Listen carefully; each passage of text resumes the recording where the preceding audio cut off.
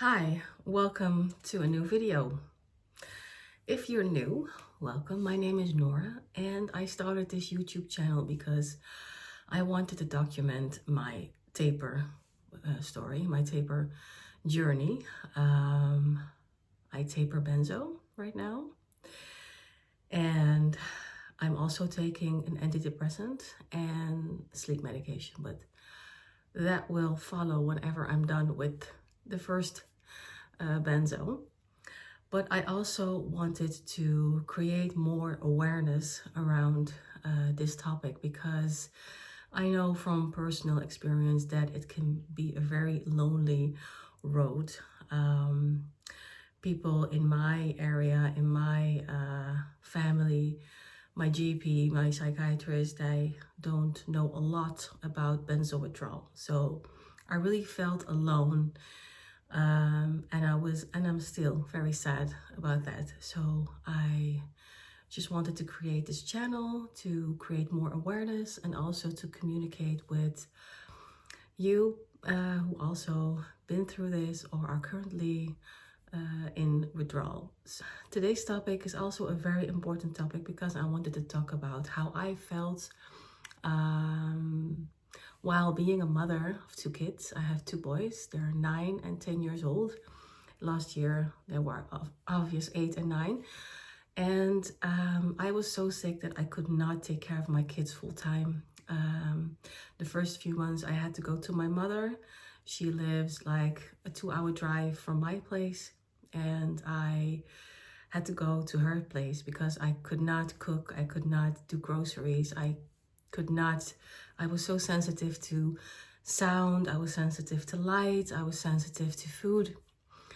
I was really a different person, and I was very lucky that I had my mother, my sisters. They also helped me, and their father also helped the kids. But I felt guilty as a mother. I felt guilty because I thought this is my fault that I ended up in a burnout. This is my fault that I felt this way and that I now have to be dependent on medication. And I felt guilty that I could not be the mother that I was. I was always a enthusiastic, uplifting, outgoing, social woman. And now I am this sad, depressed, not functioning woman. So I really had to change my mind. Luckily, I had therapy, so I had a very kind therapist who obviously told me I'm not a bad mother. But I made notes. So yeah, I tried to be honest to my kids. I tried to tell them what I was going through. I also have to tell you that when I crashed 3 weeks later, my father died. So it was not only anxiety and depression, but it was also grief. So it was a very hard time.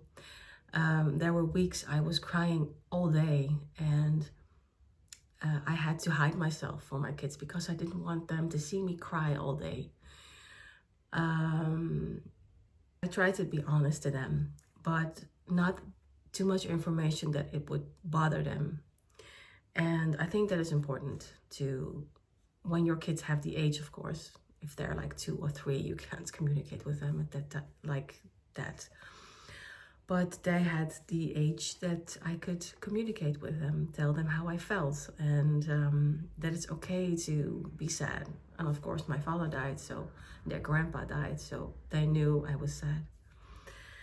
But I was not only grieving my father, but I was also grieving myself, this old self that I had to let go, this woman who was always ambitious, this woman who had, I was working in psychiatry, I had a very good job, and I lost my job.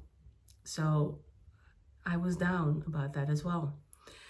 I had a lot of friends. I was going out with them, you know, and I couldn't do that as well. So I was grieving that as well. I still have a little bit brain fog. I'm tired. I have tension in my body. I have tinnitus. I have burning skin. I don't feel myself. I can't, you know, I'm like cognitive. I'm not the Nora that I used to be. So my nervous system really is recovering. So for me, 5% is really the max. And thank God that I found the forum. They helped me with resources. So yeah, because my children are everything for me. They're really my number one priority, and it was really hard for me that I could not be there for them. And still I cannot be the mother that I used to be, but that's okay. Every month, every 2-3 months, I feel a little bit more energy, and I still have my mother. I still have my neighbor who's doing a lot of things for me. He takes them to soccer. Sometimes he takes me to do groceries. My mother comes to my place to help me with the kids. I have my 2 sisters. They do take them on, you know, they take them to a playground or to whatever, what I want to be, like having ice cream. You know, for me, I'm very sensitive to sound and to light and to a lot of noises. So it gets better, because last year I could not even bear the sound of my children. I had to lay down in a very dark room. I could not watch TV. And now you know, fast forward a year and a half later, you know, I can make a video. I could never do that. I could not even watch my screen. So it gets better. And I know it's due to the tapering, because I got very sick from the Cirex. Yeah, so what I really want to say is, if you are a mom going through this right now, please know that you're not failing. You are definitely not failing. And my advice is, go talk to a therapist if you can, and surround yourself with people who love you, like your family or some good friends. Let them help you, because it's so important to have people who believe in you and pick you up when you need to be picked up. Please know you're not failing. You're surviving something incredibly hard. Benzo withdrawal, or SSRIs withdrawal, is really, really, really, really heavy, heavy, heavy. And you can't know it if you did not experience it. But for me, it was really the worst thing I ever felt in my whole life. So you're surviving something really hard, and even on the days you feel broken, your child still loves you. Your child loves you. I know that, and I know your child will still love you. So thank you for watching this video. If you like this video, then please subscribe to my channel, because I'm going to document my taper journey. I try to upload every week a video.